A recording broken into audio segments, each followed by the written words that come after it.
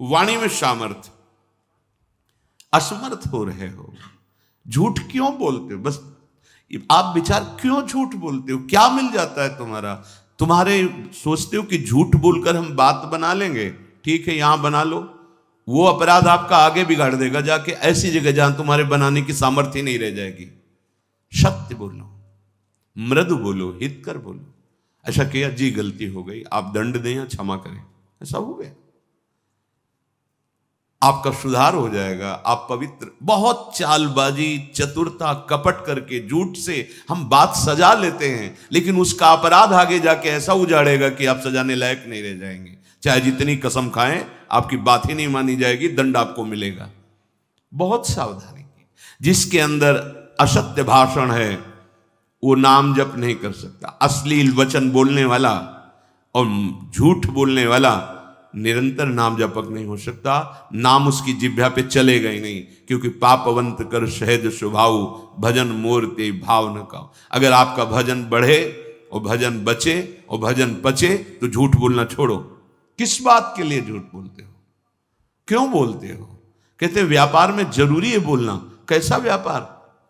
अरे हम इतनी की वस्तु लाए, इतनी को बेचते, तुम्हें लेना हो लो, नहीं तो ठीक है। हरि भरण पोषण करने वाले वो आएंगे तुम्हारे ग्राहक बनकर, क्योंकि तुम सत्य पे चल रहे हो तो सत्य तुम्हारा व्यापार बढ़ाएगा। अभी तुम असत्य से चल रहे हो तो तुम्हें लगता है कि हमने 500 रुपया मुनाफा कर लिया, पीछे आएगा 5 लाख का हिसाब। ऐसे रोग बढ़ेंगे, ऐसी समस्याएं आएंगी बेमतलब, ऐसे कि 5 लाख से ले जाए। जोड़ते रहो, झूठ बोल बोलकर पाप इकट्ठा करते रहो और दुख भोगते रहो। लास्ट समझो इस माया बंधन का। तो असत्य झूठ बोलना, उपासक तो सावधान ही रहे। क्यों झूठ बोलते हो? क्या कमा लोगे? क्या कमाने आए हो? नाम तो, झूठ बोलने वाली वाणी में नाम नहीं चलता। तुम झूठ बोलना देखना, तुम्हारा नाम चल रहा है क्या निरंतर? और अगर नाम चलने लगा तो डर लगेगा झूठ बोलने में, पाप करने में भयभीत हो जाओगे, कहीं ये नाम छूट गया तो। अब वो आगे बढ़ जाएगा। 9, पर निंदा, दूसरे की निंदा। एक स्वभाव बनता जा रहा है लोगों का, समझ ही नहीं पा रहे कि हमसे पाप हो रहा है। जहां बैठे तो किसी की भी निंदा करना शुरू कर देते, चाहे वो साधु हो चाहे वो वैष्णव हो। तुम्हारी पार्थिव दृष्टि है, तुम साधु को कैसे पहचान सकते हो? चश्मा अगर काला लगा हुआ है तो तुम्हें सामने कालीमा ही नजर आएगी। त्रिगुण माया का चश्मा लगाए हो तो तुम्हें त्रिगुणात्मिका माया ही दिखाई देगी, तुम्हें उसकी स्थिति नहीं, क्योंकि स्थिति प्रज्ञ को स्थिति प्रज्ञ ही जान सकता है। त्रिगुणातीत अवस्था को त्रिगुणातीत अवस्था का पहुंचा हुआ ही जान सकता है। तुम बाहरी दृश्य देखते हो और उसी को तुम निंदा करके गान करने लगते हो तो तुम्हारे सारे सुकृत नष्ट हो जाते हैं। पर निंदा के ते आवत नहीं कछु हाथ, मूर्ख पर्वत पाप को ले चल अपने साथ। वो मूर्ख दूसरे की निंदा करके उसके सारे पाप अपनी खोपड़ी पे ले लेता है, बोझा बना नरक को जाता है। और भक्तन निंदा अति बुरी भूल करे जिनको, किए सुकृत बहुत जन्म के छिन में डारे खोए। बहुत जन्मों के पुण्यों का एक क्षण में नाश हो जाता है भक्त निंदा करने वाले को। वाणी संभाल करके किसी की निंदा न निकलने पावे। जहां किसी की प्रशंसा हो रही होती है, कोई वर्णन करने लगे तो हमारे अंदर की मलिनता, हाँ ऐसा तो है पर वो ऐसा ऐसा, लेकिन ऐसा, निंदा शुरू कर देते हैं। वो बहुत घातक है, बहुत हानिकारक है। जिसकी निंदा कर रहे हो उसके जितने पाप हैं वो तुम्हारे ऊपर आ रहे हैं, तुम्हारे सुकृत नष्ट हो रहे हैं। इसीलिए तो संत जनों ने कहा, स्वस्थ होकर दीर्घ काल तक हमारी निंदा करो, भगवान तुम्हारा मंगल करें। ये साधो निंदक मित्र हमारा। क्यों? जो हमें शारीरिक दंड भोगना था वो निंदा करके ले लिया। कई बार आपको सुनाया है कि निंदा बहुत घातक है। एक बार भगवान वशिष्ठ जी अयोध्या के जो चक्रवर्ती सम्राट होते गए, उनके कुल गुरु बहुत समय से, तो एक राजा पूर्व प्रारब्ध के अनुसार उनके शरीर में गलित कुष्ठ हुआ। चक्रवर्ती सम्राट बलयुक्त सब थे पर पूरे शरीर में कुष्ठ ऐसा, और वो पूरा ढक करके जाते सभा में बैठ, तो कहा गुरुदेव वशिष्ठ जी से कोई उपाय नहीं है, औषधि काम नहीं करती, आप सर्वज्ञ हैं, कोई उपाय है जिससे ये शरीर स्वस्थ हो जाए? हाँ एक उपाय है, पूरा नगर तुम्हारी निंदा करने लगे तो तुम्हारा शरीर स्वस्थ हो जाए। बोले भगवान क्या करूं जिससे निंदा? बोले ऐसा करो, जो तुम्हारे बड़े भ्राता युद्ध में मारे गए, वीरगति को प्राप्त हुए, उनकी जो पत्नी है, तो तुम रात्रि के 8 से 10 बजे तक उनके महल में नित्य जाओ और उन्हें भगवान का पावन चरित्र सुनाओ और बस चले आओ। अब वो वहां जाते, 2 घंटे भगवान की चर्चा सुनाते, फिर प्रणाम करके आ जाते।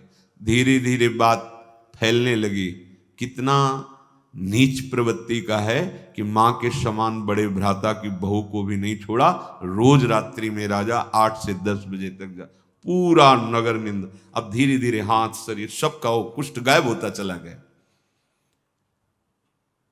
अब तो इतनी निंदा उनकी कि जहां से वो निकलते वहां अरे राजा बनने लायक है, ऐसे ऐसे। वशिष्ठ जी का प्रभु अब सहन नहीं होता, बोले सब निकल गया है, बस शांत रहो, चेहरे का रह गया, 2-4 दिन 10 दिन और सह लो, और सहा तो बस चेहरे का भी खत्म, नाक पे केवल रह गया। तो उनका भगवान अभी नाक पे, बोले ये नहीं जाएगा। बोले क्यों? क्योंकि हम हैं अयोध्या में, हम भी हैं, हम तुम्हारी निंदा करेंगे नहीं, इतना सहना पड़ेगा। समझ लो तुम जिसकी निंदा करते हो उसके पाप अपने ऊपर ले रहे हो, काहे को।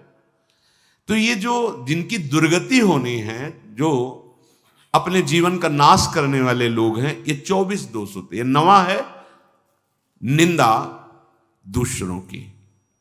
ये बहुत ही घृणित प्रवृत्ति होती है, ये पराये पापों को अपने ऊपर लेते हैं। जिनकी निंदा करते हैं उनके सारे पाप अपने ऊपर ले लेते हैं, इसलिए बचो पर निंदा से।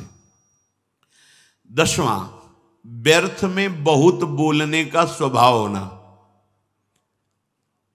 कुछ ऐसे होते हैं स्वभाव के, अगर शुरू हो गए तो हाथ जोड़ के भी कहो कि शांत रहो तो बंद नहीं होंगे, पूरी गैस निकल जाए। और बेमतलब की बात है, ऐसे है बेमतलब की बात है, मतलब कोई उनका अस्तित्व तो नहीं है। पीछे बीती बातें, व्यर्थ की कल्पनात्मक बातें, आगे की कल्पनात्मक बातें, जिनका कोई अस्तित्व नहीं। बचो ऐसे लोगों के संग से। आप अपनी वाणी को तो संभालें ही, ऐसे कुसंग का भी त्याग करें। बहुत बोलने से शक्ति क्षीण होती है, वाणी अपवित्र होती है, समय नष्ट होता है, बुद्धि भ्रष्ट होती है। बोले चले जा। वाणी एक अमूल है, जो कोई बोले जान, ये तराजू तौल के तब मुख बाहर आन।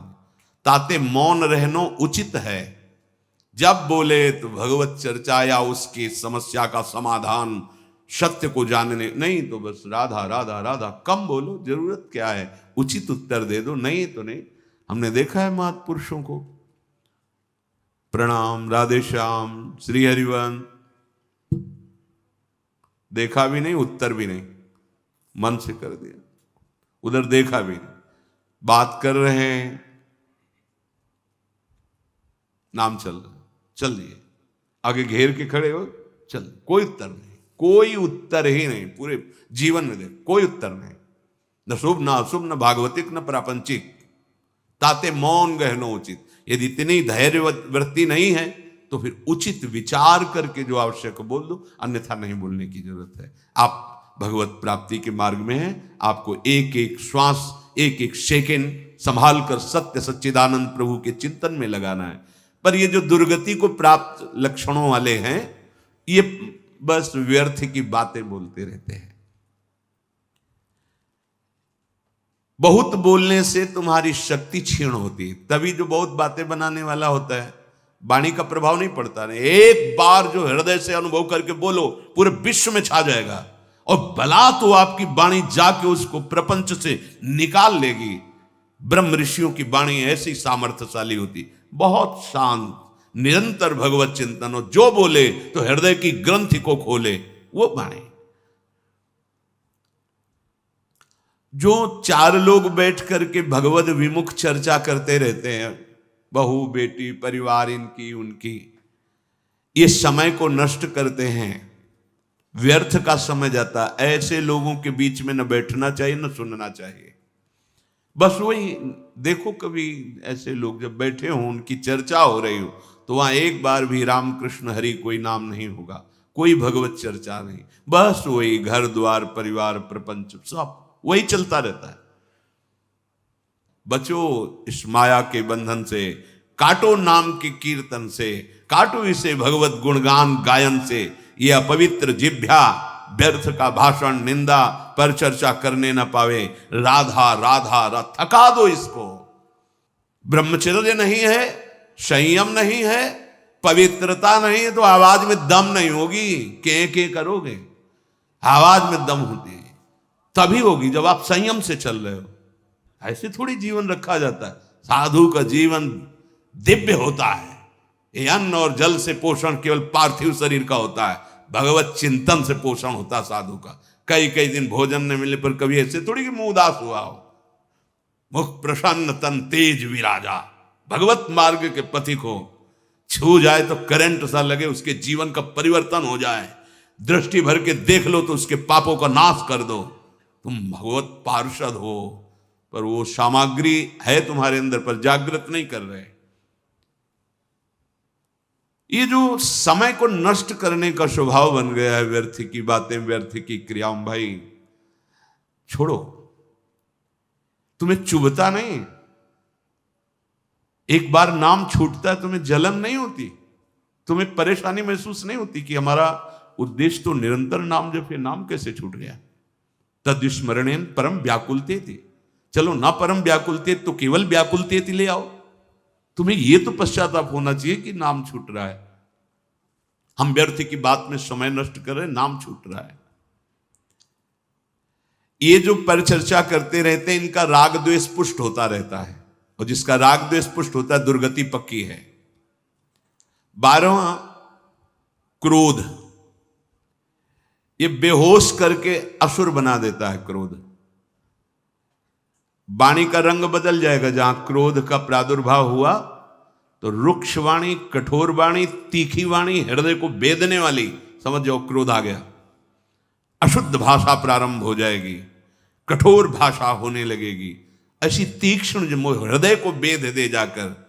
और अगर ना संभल पाया तो बुद्धि फिर हिंसा पे उतर जाएगी, मार पीट, जान से मार देना। ये क्रोध बहुत ही घातक वस्तु, ये दुर्गति कराता है, सीखते नरक का द्वार है। कामः क्रोधा तथा लोभा तस्मादेत्रयम् त्यजेत, ये त्रिविधम नरक सेदम द्वारम नाशन मात्मना।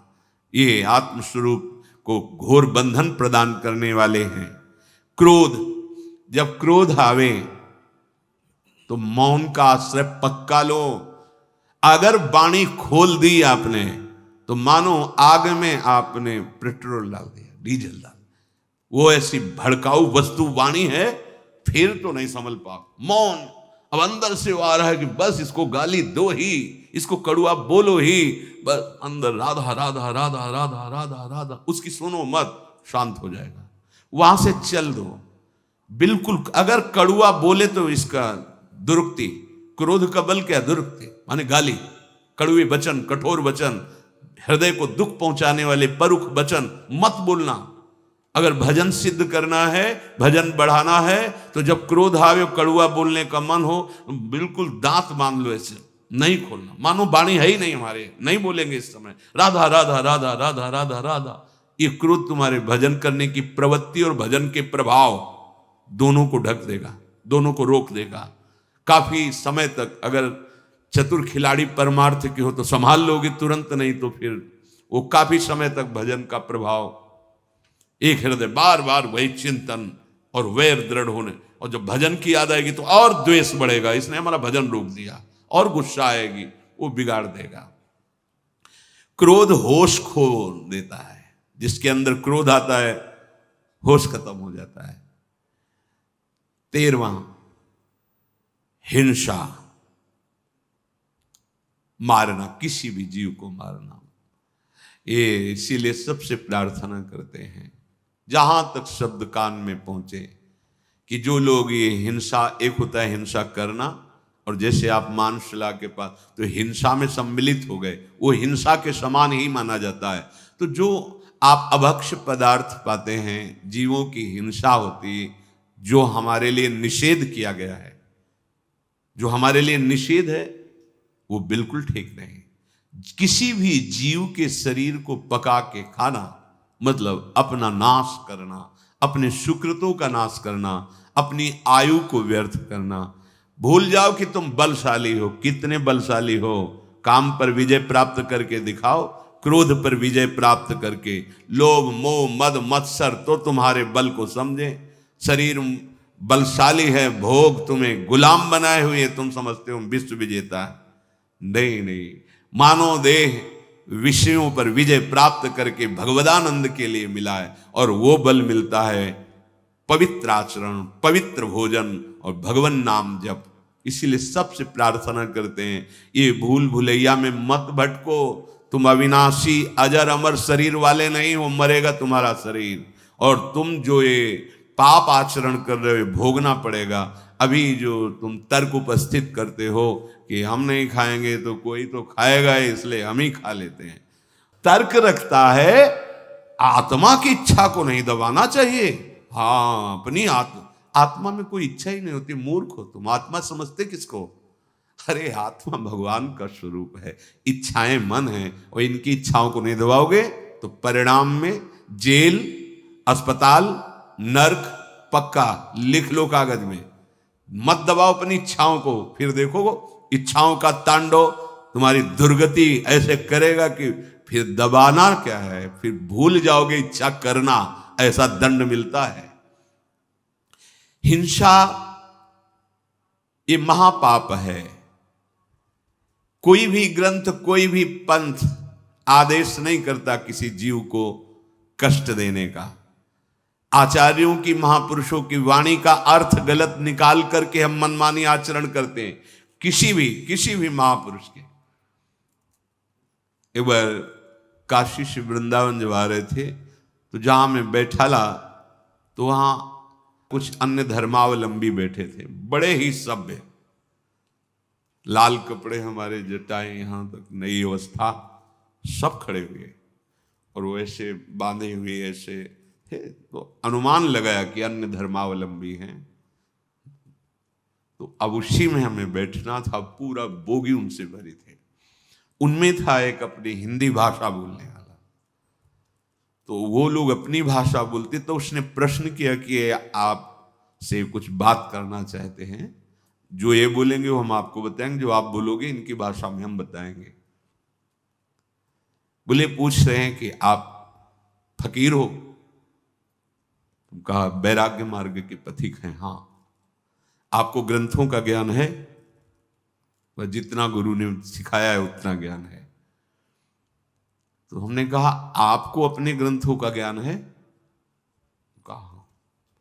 तो हम कहा क्या आपका ग्रंथ आदेश करता है किसी भी जीव को दुख देना? कहा नहीं, उनके वचन थे। कहा हमारे ग्रंथों में तो सबसे बड़ा धर्म माना गया है किसी भी जीव को दुख ना देना, हिंसा ना करना। तो क्या आपका धर्म ऐसा आदेश करता है कि किसी की हिंसा करे, किसी को दुख दे? नहीं, ऐसा नहीं करता। वो बोले, उनकी जो वाणी का सूत्र था वो बोले, और वो हमें उसकी टीका करके हिंदी करके बताया कि ऐसा नहीं है। तो हमने तो कभी पढ़ा नहीं, पर उनके मुख इतना सभ्य वर्ताव, उन फकीरों का इतना सुंदर वर्ताव कि हृदय झुक गया। बहुत सुंदर देखने को मिला। साधुता किसे कहते हैं? जो आचार्य वाणियों पर चलता है, वास्तविक अर्थ समझता है, तो कोई भी महापुरुष किसी भी जीव को दुख देने का आदेश नहीं करते हैं। हाँ, जो उसका अर्थ ना समझ के अपनी मनमानी उसका अर्थ करे, वो बात अलग होती है। तो हिंसा ये महापाप है। कोई भी धर्म नहीं सिखाता कि तुम हिंसा करो। फिर 14 जो नंबर उसमें कह रहे हैं, जो पशुओं का, अन्य जीवों का निर्दयता पूर्वक मार करके आहार करना, ये निर्दयता, ये बहुत ही हानिकारक है, बहुत हानिकारक है। बिल्कुल समझ जाओ। अभी आपको छूट मिली है, खेती आपके नाम है, जो चाहो बोलो। फसल जब काटोगे तब समझ में आएगा। अभी बीज पड़ा है, आग लगा दो, फसल होने ही नहीं पाएगी। आग लगा दो। ज्ञानाग्नि या प्रेमाग्नि, दो ही ऐसी हैं जो तुम्हारी कर्म रूपी शुभ अशुभ फसल को भस्म कर सकती है। किसी दूसरे में ताकत नहीं। या तो शुद्ध बोध और या महामहिम उज्जवल शुद्ध प्रेम भगवत चरणारविंद। ये दो ही बातें तुम्हारे कर्म रूपी फसल को नष्ट कर सकती नहीं। भोगना पड़ेगा निश्चित। 15वां, चिंता। ये सदैव हृदय को जलाती रहती है। भय, ऐसे बेमतलब का, कहीं ऐसा ना हो जाए, कहीं ऐसा ना हो, ऐसा हो जाता, अगर कहीं ऐसा हो। हमने देखा है कितनी चिंता, कितनी चिंता। भगवत चरणारविंद का जो आश्रय नहीं लिए, चिंता ही चिंता। कैसे आप देखो ना, अपने हृदयों में देखो, चिंता ही चिंता। और अगर निश्चिंतता आती है तो हरि चरणों का आश्रय, लाडली जी के चरणों का आश्रय। ये चिंता रूपी अग्नि सबको खोखला कर देती, जला देती है। बहुत बहुत चिंता। क्यों आ रही चिंता? क्योंकि भगवान से विमुख जो करना चाहिए वो किया नहीं, और जो नहीं करना चाहिए वो किया, इसीलिए चिंता आपको जला रही। जिनका दुर्गति होना पक्का है, उनके हृदय के लक्षण बताए जा रहे। 15वां, चिंता। 16, शोक ग्रसित हो जाना। हर समय शोकित रहता है। जो जो बना करके सुख के विधान खड़ा करता है वही भ्रष्ट हो जाता है, नष्ट हो जाता है। क्योंकि पूर्व पाप इतने प्रबल हैं और शोक से ग्रसित रहता है। देखा गया, जैसे अन्न बेचा, कुछ आभूषण बेचे, विचार मिलाया कि 2-4 भैंस पाल लेंगे, दूध होगा बढ़िया। वो गांव में वो बीमारी चलती है पशुओं की, वो एकदम लगी, एक गई, 2 गई, 3 गई, 4। अब शोक। अन्न भी बेच दिया था जो अधिक था, आभूषण भी बेच दिए थे, सोचा था 4 का दूध निकले, खूब पैसा आने लगे, बड़े बैठा है। कर्म, पीछे का कर्म, वो तुम्हें कभी सुखी नहीं रहने देगा। वर्तमान का कर्म तुम्हें निश्चिंत नहीं होने देगा, निशोक नहीं होने देगा। शरणागत में सुना था, निश्चिंत होना, निर्भय होना, निशोक होना। ये मोहग्रस्त होकर कर्तव्य अकर्तव्य का विवेक छीन लेता है शोक। अब कैसे जिए? अब तो जैसे भी, फिर उसके पास ऐसे माया अपने पार्षद भेजती है। दांव लग गया ना तो एक बार में तुम सुखी हो जाओगे। बस दांव नहीं लगा, दांव फेल हो गए, पहुंच गए कारागार में, आजीवन कारावास। दुख ही दुख, शोक ही शोक। इसीलिए बिना भजन किए इन दुर्गतियों से बचना बहुत कठिन है। इसलिए भजन जरूरी है, बहुत जरूरी है जीवन में, भगवान का आश्रय और भजन। 17वां, अहंकार। ये समस्त दुखों का मूल है। ये भगवत विमुख के हृदय में बिल्कुल बट वृक्ष की तरह फैलता रहता। जैसे बट वृक्ष की दाल, उसमें फिर जड़, फिर वो और आगे, फिर जड़, ऐसे बढ़ती रहती है। अहंकार की वृत्तियां इतनी बड़ी होती हैं। ये मूल है संस्कृति का, जन्म मरण चक्र का मूल है ये अहंकार। और ये केवल गुरुचरण आश्रित का ही क्षय होता है और अन्य नहीं, अन्य साधनाओं से नहीं होता। जो भी साधना करे पुष्ट होता रहता है। जो गुरु आदेश से चलता है, तभी कहा चाहे शिव बिरंच सम होई, गुरु बिन भव निधि तरह न कोई। क्योंकि उसको लगता है कि जिन्होंने आदेश किया वही भजन करवा रहे हैं, उन्हीं का बल है। हम तो जब तक उनकी कृपा नहीं थी तो क्या थे, हम जानते थे ये सब गुरु कृपा है, ये सब इष्ट कृपा है, ये सब सत्संग की कृपा है, ऐसा उसके अंदर आता है। तो बड़े से बड़ा साधन भी करता है, पर अहंकार नहीं होता। अहंकार समस्त बंधनों का मूल है। शरीर को लेकर के सारा व्यवहार इसी अहंकार से होता है। आखिरी में ये नाम पे फंसा देता है, मेरा नाम हो जाए, ऐसा कुछ करूं मेरा नाम हो जाए। अगर कहीं कोई शुभ कर्म करने का अवसर मिला तो ईंट पत्थर में नाम लिखवा देना, पंखे की पंखुड़ी में नाम लिखवा देना, पूरा पता। और ऐसे ऐसे लीलाएं होती कि हंसी आती है कि स्वयं अखिल कोटि ब्रह्मांडों के स्वामी आए, उनका तो तुम नाम नहीं जप रहे हो, तुम्हारा नाम कौन जप। बड़े बड़े महल बना के चक्रवर्ती राजा, कौन नाम उनका, तुम्हारा नाम लेगा, दो चार ईंट लगवा दी। अरे उनका नाम जपो जो त्रिभुवन का मंगल करने की सामर्थ्य रखता है। एक नाम त्रैलोक कहीं तारे। ये शरीर का अहंकार, अहंकार की वृत्ति का परिचय कर्तृत्व भाव और भोक्तत्व भाव इसी अहंकार में होता है। मैंने ये किया, मैं करूंगा, मैं ऐसा कर सकता हूं, मैंने भोगा ये मैं भोगूंगा, ये मैं भोग सकता हूं। ये वृत्ति अहंकार की होती है। ये समस्त बंधनों का मूल है। जन्म मृत्यु का चक्र यही चला रहा है। जब तक ये क्षीण नहीं होगा तब तक मुक्त नहीं होता जीव। 18वां, अपने में बड़प्पन देखना। ऐसा अभिमान बना रहता है कि मैं बहुत बड़ा हूं, मैं श्रेष्ठ हूं, मैं, ये अंदर से बना रहता है। ये शरीर का दुलार करना छोड़ो, इसकी गति पर ध्यान दो। क्या होगी इसकी गति? ये दुलार करना बिल्कुल उचित, भगवत सेवा में काम आ रहा है। भगवत भजन में आहार विहार उचित, निद्रा उचित, अपने कर्तव्य का उचित कर्तव्य का पालन और भजन। इसकी सुख सुविधाओं में मत फंसो कि ये शरीर कोई सुखी, ये दुख का घर है, दुख की जड़ है। भजन कर लो, इस जड़ को काट दो। नहीं, इसको जितना राग करोगे वो अगली तैयारी कर रहा है तुम्हारे, फिर किसी ऐसे शरीर में जहां तुम दुलार ही नहीं कर पाओगे। अब मान लो ऐसे पशु हैं जंगलों, अब कांटा लग गया, अब कैसे निकाले? ऐसी जगह लगा है, उनके हाथ तो है नहीं कि निकाल सके। भीषण सर्दी है, बर्फ गिर रही है, जल है, धूप है, या कहीं पानी नहीं, हर कष्ट वो सहते हैं। अभी तो तुम सब कुछ, तो भजन कर लो। इस शरीर के झूठे दुलार और अभिमान में मत फंसो। ये लगा रहता है मैं बड़ा बन जाऊं, मैं बड़ा। अरे बड़े के हो जाओ तो बड़े वो बना देंगे। भगवान का आश्रय ले लो, वो बड़े बना देंगे। अब जिनसे बड़े बनना है उनसे तो विमुख हो, तो माया तुम्हें बड़ा बना देगी क्या? माया तो सिर्फ हरिजस गाने वालों का सपोर्ट करती है, हरि विमुखों को तो नचाती है, नचाती है। 19वां, मद। वस्तुओं का, जमीन का, रुपया का, पैसा का, ये रूप का, ये मद होता है। ये धन मद, पद मद, विद्या मद, जाति मद, बुद्धि मद, ये बहुत प्रकार का होता है।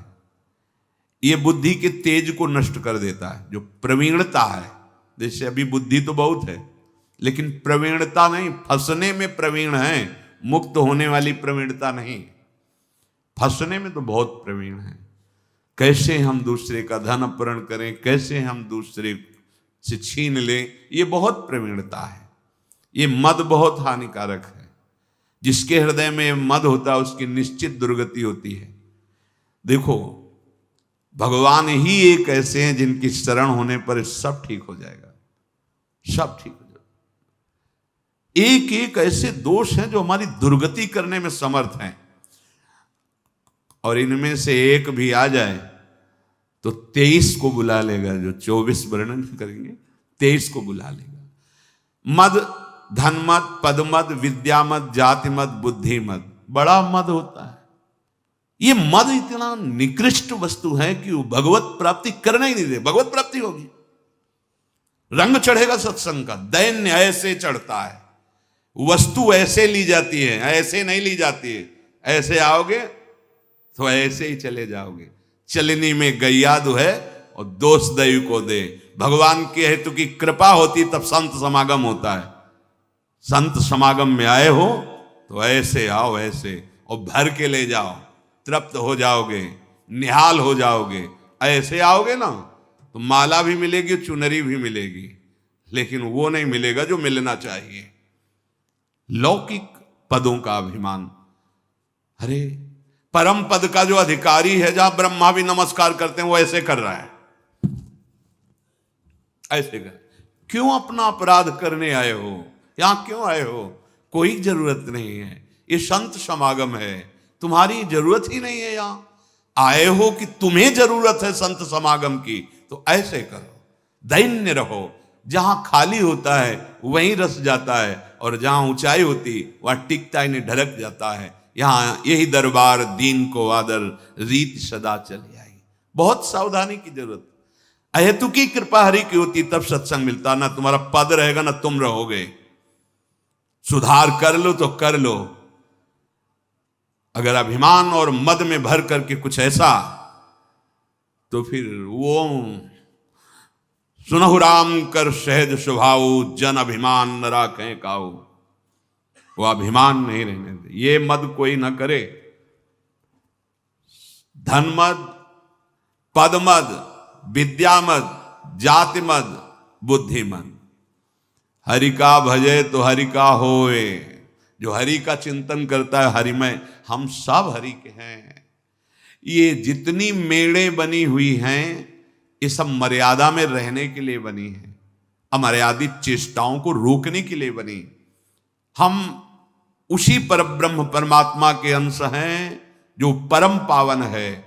कुछ नहीं, ये सब मर्यादाएं जाति पाति कुल कर्म धर्म व्रत संस्कृति हेतु अविद्यानाशी चातुर्वर्ण मया सृष्टा गुण कर्म विभागसा, ये मेड़ बनी है कि आप अपनी मर्यादा से चलकर इससे ऊपर उठ जाओ, यही ना बने रहो। इससे ऊपर उठने के लिए भगवान के शरणागत होने पर किसी की कोई जाति विद्या कुल वैभव नहीं देखा जाता। एकमात्र हम सब भगवान के अंश हैं। सतमार्ग ये व्यवहार की सिद्धि के लिए व्यवस्थाएं हैं, ये परमार्थ की सिद्धि के लिए नहीं। परमार्थ में एक है, एक अगर वो राधा बोला तो उसकी चरण रज लेने का मन होता है। वो कौन है? मेरे प्रभु का अंश, बस इतना मेरा परिचय है। किस धर्म का, किस जाति का, किस पक्ष का कोई परिचय नहीं। भगवान श्री राम बड़े बड़े ब्रह्म ऋषि दंडकारण्य में विराजमान हैं, किसी के यहां आचमन भी नहीं किया, और सबरी मैया के बेर पाए, और संत जन कहते हैं कि जूठे बेर पाए। अर्थात वो पहले प्रीति विवश होकर देखती थी, कहीं खट्टा तो नहीं, कसैला तो नहीं, मेरे रघुनाथ जी को मीठा लगे, इसलिए वो कौन है सबरी? भगवान की अनुराग रस में पगी हुई है। कोई जो ऋषि जन उनकी जाति देखते थे, उनका क्या भगवान ने देखा भी नहीं, उनकी तरफ नहीं देखा, और भगवान के लिए तो तप कर रहे थे, पर देखा भी नहीं। भगवान कह रहे मानो एक भगति कर नाता, एकमात्र केवल भगवत भाव। ये जो मद भाव में है छोड़ दो, नहीं दुर्गति का कारण है। धन मद, पद मद, विद्या मद, जाति मद, बुद्धि मद। जैसे अपने लोगों को कोई अपने पद का, अपने धन का, अपने वैभव का ऐसे दिखाए, तो अपने लोगों को जैसे छोटा बच्चा नहीं अकड़ के खड़ा हो जाए तो हंसी आ जाए। जानते हो, अखिल कोटि ब्रह्मांडों के स्वामी का दास है, तुम्हारे पास कौन सा पद है? जहां परमेष्ठी पद ब्रह्मा भी भक्तों को नमन करते हैं, अगर वहां अपराध करके भावना तुम्हारी पद की रही, मद की रही, धन वैभव की रही, तो उनका तो कोई फर्क नहीं पड़ेगा, पर तुम्हारे फर्क पड़ जाएगा। क्योंकि तुम प्रकृति को अपना स्वामी, प्रकृति में अधीन, और वो हरि को अपना स्वामी और हरि के अधीन। प्रकृति में ही तो सब पद हैं, सब वैभव हैं, सब संपत्तियां तुम्हें दिखाई दे रही। इसलिए मद जो है वो नाश ही करता है, कभी मद से किसी की उन्नति नहीं होती। और बहुत ही विचित्र मद है। एक बार भगवान शिव तांडव कर रहे थे, दो हाथों से तालियां ऐसे जोर जोर से बाणासुर बजा, बड़ा वो तो आस्तों से प्रसन्न हो गए, 1000 भुजाएं दे दी, अपार बल। और भुजाओं में बड़े बड़े पर्वतों में ऐसे टक्कर मारता, चूर होने लगे। जहां जाता कोई लड़ता ही नहीं भाई, 2-4 भुजाएं हो तो कुछ बात, 1000 भुजाएं हैं उसकी, बाणासुर। और भगवान शिव का दिया हुआ बल। भगवान शिव के पास गए, बोले जगत गुरु दंडोत, भाषा बदल गई। भगवान से देखे, बोले प्रभु बहुत खुजली हो रही भुजाओं में, आओ आप ही हो जिससे खुजली मिट सकती, आओ। प्रभु बहुत हंस दिए महादेव जी, बोले खुजली मिटाने वाला तैयार हो चुका है, वो आ रहा है। वो फिर वो उषा जी और निरुद्ध जी का स्वप्न में मिलन, भगवान द्वारिकाधीश का पदार्पण और सुदर्शन के द्वारा खुजली मिटाना। हाँ, बहुत होश में। ये जो मद है ये हमारा नाश ही करता है, ध्यान रखना। तो ये 19वां लक्षण दुर्गति का मद। फिर 20वां है प्रमाद। प्रमाद, जो करना चाहिए वो तो कर नहीं रहे, जो नहीं करना चाहिए वो बहुत कर रहे हैं, इसे प्रमाद कहते हैं। सत कार्यों में अपनी दिनचर्या में मन न लगना, बस पड़े हैं सो रहे हैं।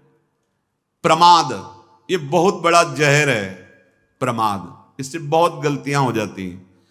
भगवत प्राप्ति के उपासक को ये जितने दोष बताए जा रहे हैं अंदर देख लो और भगवान से प्रार्थना करो, और जितनी तुम में शक्ति दी है भगवान ने ईमानदारी से, उतना इनसे बचो। देखो भगवान ने तुम्हें शक्ति भी दी, जब बोलने की शक्ति दी तो अच्छा बोलो ना, बुरा क्यों बोलते हो? करने की शक्ति दी तो अच्छा करो ना, बुरा क्यों करते हो? अच्छा कर नहीं सकते हो, बुरा खूब डट के करते हो, फिर उसका जब परिणाम मिलता है तो कहते हो भगवान बड़े कठोर। प्रमाद से मनुष्य करने योग्य कार्य को त्याग देता है और ना करने योग्य कार्य में रति करता है। देखो ये बार बार जो हम कड़वे वचन बोलते हैं वो आपके परम कल्याण के लिए बोलते हैं। कोई भी प्रमाद, कोई भी अहम, ये तुम्हें दुख में फंसाएगा। हमारा जन्म दुर्लभ है मनुष्य देह, ये भगवत प्राप्ति के लिए है, और यहां भगवत प्राप्ति सिर्फ सत्संग के प्रभाव से ही होती है। अगर किसको सत्संग मिला तो दैन्य होकर पान करो, ये सब झूठे हैं।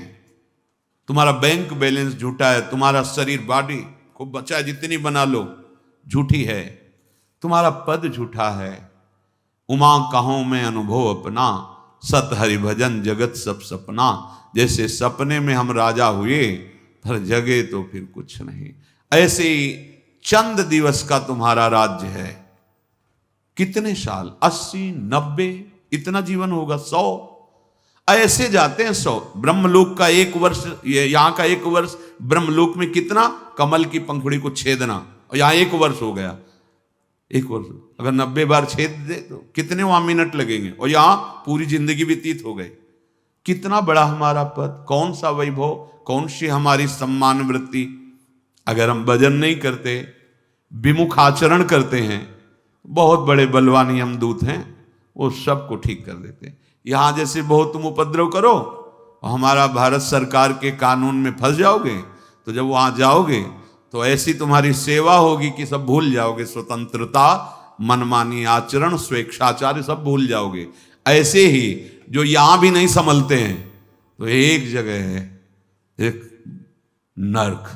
यमदूत ऐसे भगवत पार्षद हैं कि इनके हृदय नहीं रखा गया है, दया नहीं इनके।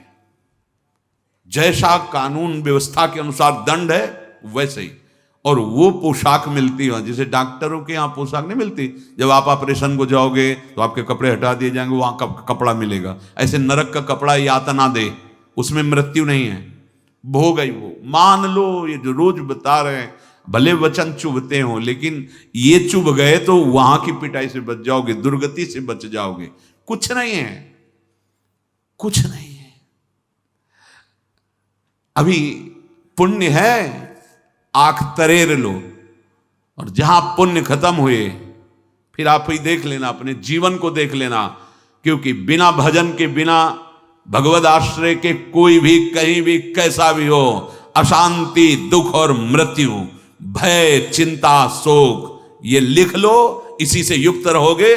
चाहे सब बैंक विश्व की हैं, उनमें तुम्हारे खूब पैसे जमा हो, पैसा नहीं बचा लेगा, पद नहीं बचा लेगा। एकमात्र भगवान का आश्रय बचाता है। ये प्रमाद त्याग कर दो। प्रमाद मनुष्य का नाश करता है। जो करने योग्य कर्तव्य कर्मों से हट जाता है, जो नहीं करने योग्य उसमें करता है। प्रमाद मृत्यु है। आपसे कई बार प्रार्थना की, आपको जो दिनचर्या मिली है गुरु कृपा से आराध्य देव की, उसी को भगवान समझो। ये दिनचर्या पर कभी फर्क नहीं पड़ने देना चाहिए। अरे भाई, तुम सूरवीर हो, भगवत मार्ग के पथिक हो, ये प्रमाद ही मृत्यु है और दिनचर्या ही हमारा भगवान है। सच्ची मान लो, ये हम बड़े बड़े महापुरुषों की कहते हैं, दिनचर्या है। काशी में थे कई ऐसे महापुरुष थे जो ठीक 2:30 बजे गंगा जी के घाट पे, ठीक 2:30 बजे उन्हीं से हमारी दिनचर्या चलती थी। जहां हो आकर के ओम उच्चारण करते, बस हो गया, 2:30 बज गए, तुरंत फिर महादेव जी के लिए, विश्वनाथ जी के लिए जल भरा, निकल, शौच स्नान तो 2 बजे से। एक हमने महापुरुषों में दिनचर्या देखा है, राइट टाइम बिल्कुल, मतलब 5 मिनट विलंब सह नहीं सकते। किसी का उनके ऊपर शासन थोड़ी है, अभ्यास। जीवन में दिनचर्या को ही महत्व दिया गया है। जो महापुरुष ऊंचाई पर चढ़े, दिनचर्या किसी के दिखाने के लिए थोड़ी है, वो तो स्वेच्छा के लिए है। जो हमारी दिनचर्या बिल्कुल ठीक वैसी दिनचर्या बहुत काल तक हो। 12 वर्ष में आपकी दिनचर्या सिद्ध हो जाएगी। आप दिनचर्या को भगवान मानिए। जो नियमावली भजन की, जो पाठ की, जो उठने की, बैठने की, सोने की, जो दिनचर्या, वो बहुत काल तक चलना चाहिए। यहां कोई दिनचर्या नहीं। थोड़े से कष्ट में हम अपनी दिनचर्या को छोड़ देते हैं, इसे प्रमाद कहते हैं। ऐसा ना करो, बहुत दृढ़ रहो। 21वां यही कि इंद्रियों की दासता। अब हमारी जो इंद्री जो कहती है वही, हमको तो ये चाहिए, जैसे वही आत्मा की इच्छा को नहीं, ऐसा नहीं। हमको शास्त्र सम्मत इंद्रियों का देना है, इंद्रियों के विषय देने। देखो, इसमें हठ नहीं चलता। जैसे आपको गाड़ी से यात्रा करनी, तो उसमें डीजल पेट्रोल डालना पड़ेगा। आप कह दो नहीं भाई वैराग्य, इसमें डीजल पेट्रोल नहीं पड़ेगा, तो गाड़ी खड़ी रहेगी। ये पार्थिव शरीर है, ये तुम नहीं हो। इसको उचित, कमजोरी आ रही, फल ले लो, भगवान अगर व्यवस्था बना देते हैं, दुग्ध ले लो। आपका बल बढ़ रहा है, सूखी रोटी ले लो। आपको सम में आना है, देखना है अपने शरीर को, अपनी इंद्रियों को धर्मयुक्त शास्त्र सम्मत भोग देने। ये सब भोग ही तो है ना, जल भोजन, ये सब भोग ही तो है। वो भोग जो निषेध किया गया है वो नहीं। जो निषेध भोगों को भोगता है वो इंद्रियों का गुलाम हो जाता है, दुर्गति करा देती है इंद्रियां। इंद्रियों की दास्ता दुष्कर्मों का बढ़ावा प्रारंभ कर देती है। बहुत सावधान। ये इतनी बहिर्मुख हो जाती है कि शांति की खोज कहीं नहीं, बस भोग की खोज। देखो ना, आज अवसर मिला ने, पीछे यही तो होता रहा, ये देख लूं, ये सूंघ लूं, ये भोग लूं, ये खा लूं, ऐसा। और 22वां मन की गुलामी। मन भोगों का संकल्प करता रहता है। ये एक सलाहकार है, अभी बहुत बुरा सलाहकार है, बहुत गलत सलाह देता है। इसकी देखो हर समय सलाहें आती रहती हैं, बस उसका निरीक्षण करना है। और उससे लड़ वही सकता है जिसकी जिह्वा पे नाम चल रहा है। नाम नहीं चल रहा, आप लड़ने की सामर्थ्य खो देंगे। वो आपको परास्त कर देगा, वो पेश करेगा सामने विषय और आपको भ्रष्ट कर देगा। इसका प्रमथन स्वभाव है, मथ के अपने ही अधीन कर लेना। और यम ही न व्यथ्यंते थे पुरुषम पुरुषर्षभ सम दुखा सुखाधीनम स्वमृतत्वाय कल्पते। जो इस व्यथा से व्यथित नहीं होता, सह जाता है, कौन होता है? वो भगवान का निज जन होता है, जो नाम जापक, बोले वही अमृत पद का अधिकारी होता है। मन की गुलामी, उच्छृंखलता, कुमार्गगामी, ये दुर्गति करा देती। इसलिए बलवान वही है जो मन की गुलामी से मुक्त हो जाए। सबसे बड़ा गुरु वही है जो मन को चेला बना ले। मन का चेला कभी गुरु नहीं हो सकता। मन का चेला कभी गुरु नहीं हो सकता। और सच्चा गुरु वही जो अपने मन को पहले चेला बना ले। हम उपदेश तो देने के लिए बहुत तैयार हैं, लेकिन मन को उपदेश नहीं दे पाते। जो मन को उपदेश दे दे वही सच्चा उपदेष्टा। मन को अधीन करना, मन की गुलामी से मुक्त हो जाना, यही तो हमारे मानव जीवन का सफल स्वरूप है। लेकिन कभी इस बात पर ध्यान नहीं। हमारा मन आज मांग रहा है, अब उदास है, आज मन कहता है वहां चले, आज मन कहता है वो देख लें। बस 5 ज्ञानेंद्रियों के साथ जहां भगा रहा है वहीं भागते चले जा रहे हो। नित्य अशांति पैदा कर देगा अगर मन की गुलामी स्वीकार कर ली। मन की गुलामी से मुक्त होना है, और जिनकी दुर्गति होनी होती है वो मन के गुलाम होते हैं। 23वां कुसंगति। ये जो लक्षण बताए गए हैं, ऐसे लक्षण वालों का कभी संग न करे, उनकी निंदा न करे, नहीं लक्षणों में तुम भी आ जाओगे। मन से प्रणाम और दूरी बना के रहना। लेकिन ये जो जिनकी दुर्गति, उनको सत्संग अच्छा नहीं लगता, कुसंग अच्छा लगता है। अगर वो सत्संग किसी सौभाग्य से आए भी तो वो बात पकड़ेंगे जिसकी निंदा कर सके, वो वही बात पकड़ेंगे, क्योंकि दृष्टि वही रहती है ना, प्राकृतिक दृष्टि और दोष दृष्टि। सतमार्ग के पथिक की तो अद्वैष्टा, वो तो दोष रहित वृत्ति होती है। वो दोषी पुरुष में भी गुण ढूंढ लेता है। जड़ चेतन गुण दोष में विश्व की न करतार, संत हंस गुण गहे पे परिहरिवार विकार। जो ये कुसंगति प्रिय जन है, कुसंगति प्रिय, ऐसे गंदे आचरण सिखाने वाले, गंदे आचरण करने वाले, गंदे आचरण दिखाने वाले, गंदे व्यसन कराने वाले, गंदी बातों में मनोरंजन करने वाले, ये कुसंगति है। भगवद विमुखता कुसंगति बड़ी प्रिय होती है कुसंगति। ऐसे पतन के मार्ग में गिरते जाते हैं कुसंग के प्रभाव से। कुसंग से जीवन बिगड़ जाता है। मनुष्य चिरकाल तक नरक यंत्रणा का भोग करता है।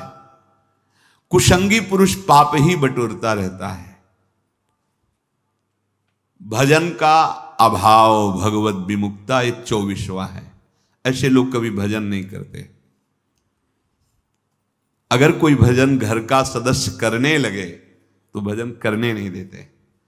अगर ठाकुर सेवा विराजमान करे तो फेंक देते हैं। हमारे पास तो ऐसे जन कंठी पकड़ के तोड़ देते हैं, ठाकुर जी को उठाकर बाहर फेंक देते हैं, और कहा अगर ये सब यहां नाटक शुरू किया ना हमारे घर में तो समझ लेना, और जबरदस्ती अभक्ष पदार्थ परोसते हैं। बात बहुत कठिन है, बहुत कठिन है ऐसी जगह भजन कर पाना, क्योंकि इन दोषों से जो युक्त होता है भजन हो ही नहीं सकता, और वो भजन स्वीकार करने नहीं देंगे जहां तक उनकी पहुंच है, नहीं देंगे।